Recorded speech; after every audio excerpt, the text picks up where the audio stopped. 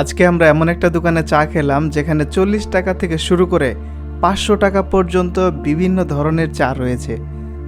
বিস্তারিত জানতে পুরো ভিডিওটা দেখতে থাকুন।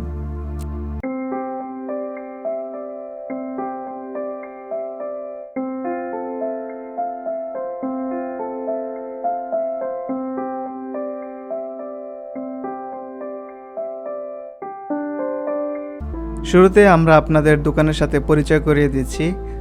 এই চ্যানেলের লাস্ট ভিডিওটা যারা দেখেছেন তারা হয়তো নিশ্চয়ই বুঝতে পারছেন, সেই খিচুড়িওয়ালার পাশের দোকান হচ্ছে এই চায়ের দোকান যেখানে আমরা এখন চা খাবো। আপনারা এই দোকানের বাইরের দিকটা আপনারা দেখতে পাচ্ছেন, এটা হচ্ছে পেশোয়ারি চা।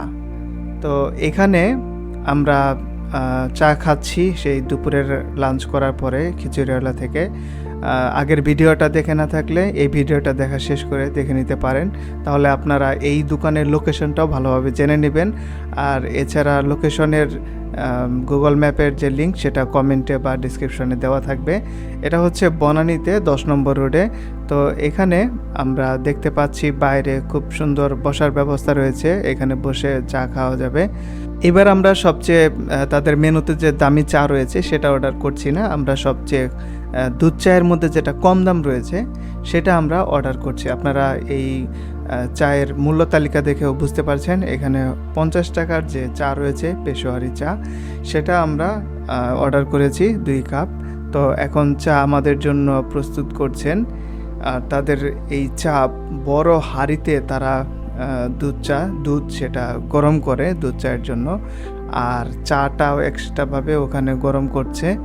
সেই হাঁড়ি থেকে দুধ এবং চা মিশিয়ে দুধ চা আমাদের জন্য দিলেন, এবং উপরে একটা তারা মশলা দিয়েছে।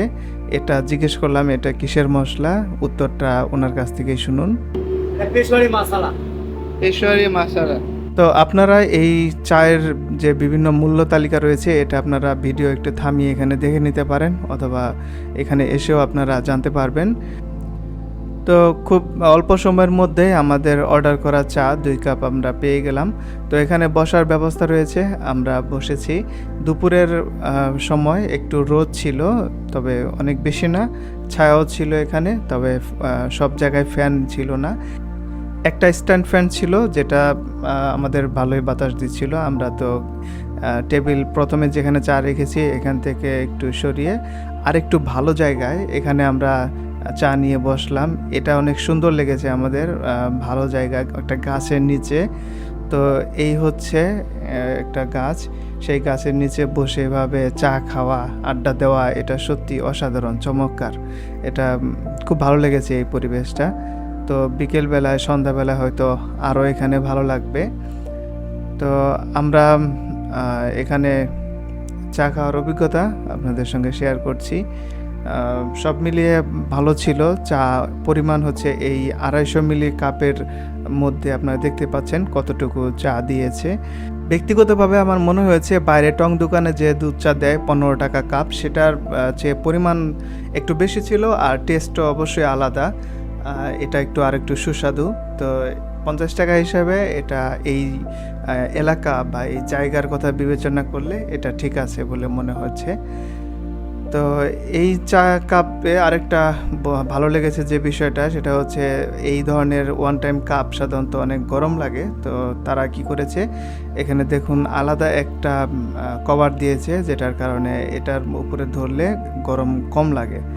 তবে এই আইডিয়াটা ভালো লেগেছে, এটা এই কাপের জন্য, এই কাপে চা খাওয়ার জন্য এটা ভালো।